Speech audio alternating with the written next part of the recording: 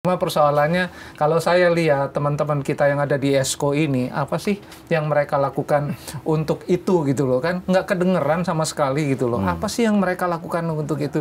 Saya bilang sama Pak Erik, bukankah jauh lebih terhormat, jauh lebih Anda punya legacy kalau Anda bisa membangun sepak bola Indonesia itu menghasilkan si Ali, si Badrun yang tampil di liga terbaik di Eropa.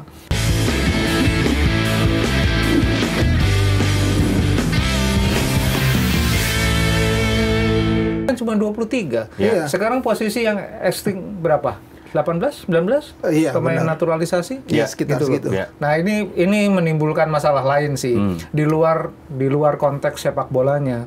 Buat saya sih itu menimbulkan masalah juga gitu karena apa masalahnya? Karena begini, dalam benak saya tidak pernah bicara soal legalitas. Mereka semua legal. Mereka semua berhak. Ada yang punya darah, ada yang cuma neneknya lahir di Jakarta, fine lah, karena aturan FIFA membolehkan itu. Tapi apakah kita sebagai bangsa yang besar ini akan menggantungkan terus football development-nya kepada bangsa lain? Kan itu problemnya. Saya waktu ketemu Pak Erik, saya bilang, Rais, ada nggak ya waktu itu ya? Di Jakarta waktu itu, saya ingat betul tanggal 20 Februari kalau nggak salah, 22 apa 20 Februari.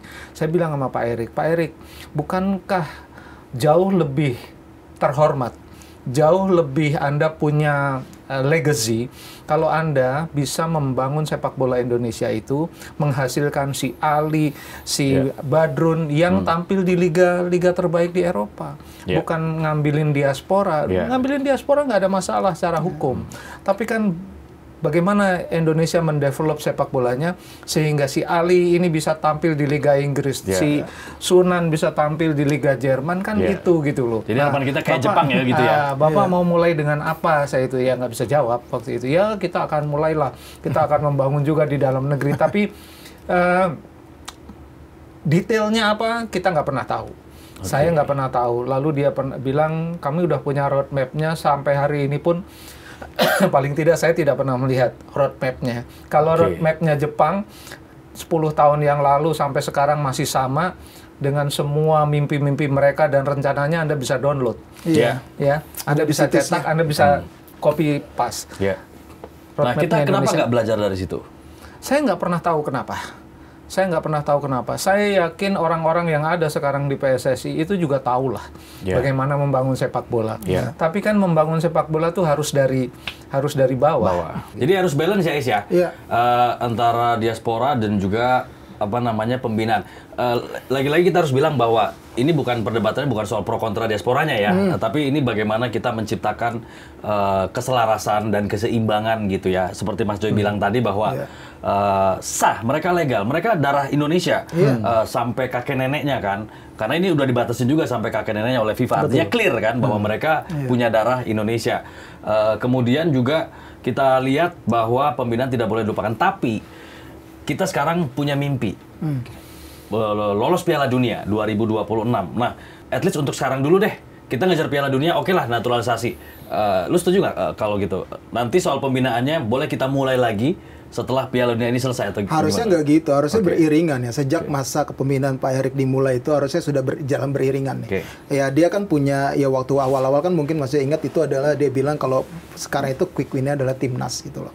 Untuk bisa menarik semua perhatian dan mungkin nanti menjadi lokomotif untuk pendevelopan sepak bola Indonesia gitu dari timnas. Timnas ini harus diperbagus, dipoles, di make up sedemikian rupa untuk bisa berprestasi di level internasional.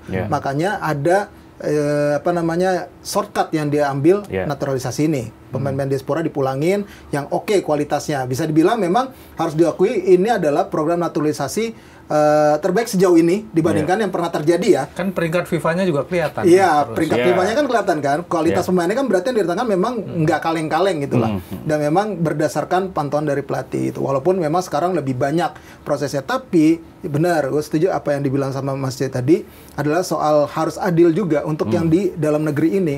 Kompetisi kita memang banyak banget usia muda, Suratin, kemudian ada Elite Pro Academy misalnya. Cuma memang butuh lagi konsistensi.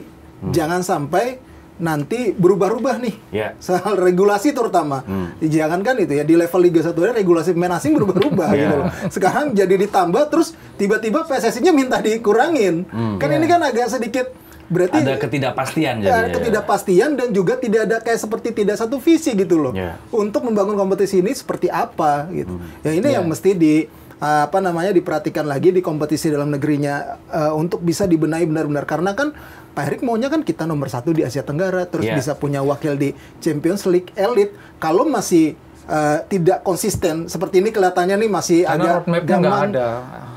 Kan ada katanya, udah dikasih ke FIFA sampai 2045. Justru itu, saya nggak yakin roadmap itu ada, karena antara PSSI dan sekarang PT LIB jadi namanya apa? I-League itu kan sebenarnya nggak sejalan. Pikirannya Pak Erik nggak sama pikirannya siapa? Paulus kan? Ferry Paulus. Jadi ya hal-hal seperti itu, bahkan yang namanya Elite Pro Academy yang Rais bilang tadi, itu kan sebetulnya dalam kesempatan yang sama saya ngomong, Pak, Elite Pro Academy itu oke loh. Cuma ini kan tim-tim yang sekarang terdaftar di Liga 1 itu ngambilin pemain dari mana, saya bilang gitu.